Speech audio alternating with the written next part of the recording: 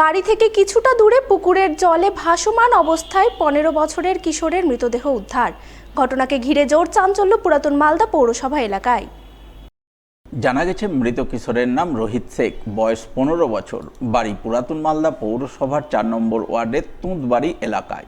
পরিবার সূত্রে খবর, রবিবার বিকালের পর থেকে রোহিত নিখোঁজ ছিল। পরিবারের লোকজনেরা অনেক খোঁজাখুঁজি করেও তার কোনো হদিস পাননি।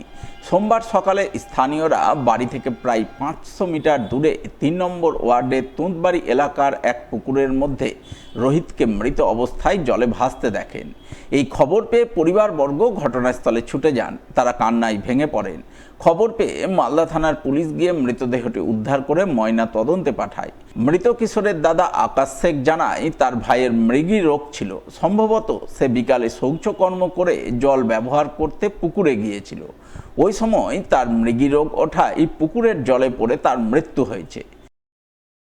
ওই তো বিকালে কাজ করে এসেছিল, কাজ করে তারপরে বাড়িতে একবার ভাত খেয়ে চলে গেছিলো। আর ওকে খুঁজে পাওয়া যায়নি। রাত্রেবেলা অনেক খোঁজাখুঁজি করলাম বাগানে, আর খুঁজে পাইনি। সকালবেলা তারপরে জানতে পারলাম ওই বৌমার পুকুরটাদের ওখানে আছে।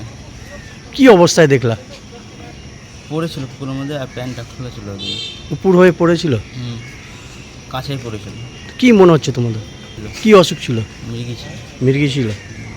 করতে গিয়ে কি এই ঘটনা হবে হয়তো।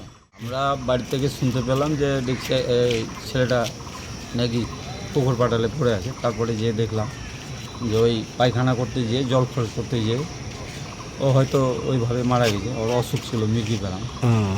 হ্যাঁ, তো সবাই দেখতে পেয়ে একসঙ্গে উঠিয়ে আনা হলো। পুলিশ গিয়েছিল? হ্যাঁ, পুলিশ গিয়েছিল। পুলিশ যথেষ্টভাবে হেল্প করে নিয়ে এসছে। তবে সঠিক কী কারণে মৃত্যু, নাকি এই মৃত্যুর পিছনে অন্য কোনো কারণ রয়েছে, তা খতিয়ে দেখতে মালদা থানার পুলিশ ঘটনার তদন্ত শুরু করেছে বলে জানা গেছে।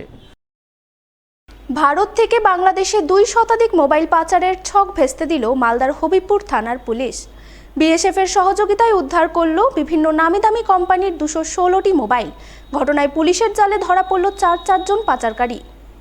পুলিশ সূত্রে জানা গেছে, ধৃত পাচারকারীদের নাম যথাক্রমে বিনয় সরেন, শুভাকর সরেন, প্রভাকর সরেন এবং মুন্সি সরেন।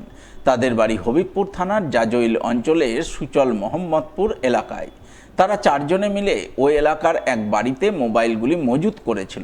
উদ্দেশ্য ছিল বাংলাদেশে পাচার করা, যা বিশেষ সূত্রে জানতে পারে হবিবপুর থানার পুলিশ। এবং জানার পরপরই পুলিশ বিএসএফের 88 নম্বর ব্যাটালিয়নের হরিশ্চন্দ্রপুর বিওপির জওয়ানদের সহযোগিতা নিয়ে রবিবার বিকালের দিকে ওই এলাকায় অভিযান চালায়।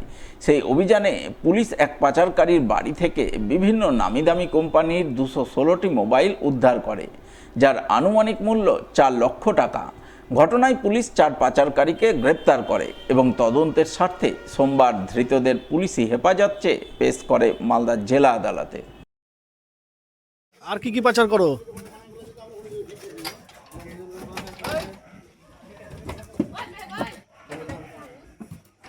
এবার